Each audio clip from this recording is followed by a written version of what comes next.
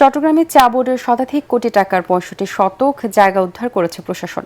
সকালে মহানগরীর বায়েজিদে জেলা প্রশাসনের নির্বাহী ম্যাজিস্ট্রেট হোসাইন মোহাম্মদের নেতৃত্বে পুলিশ ও সেনাবাহিনী এই উচ্ছেদ অভিযান চালায়।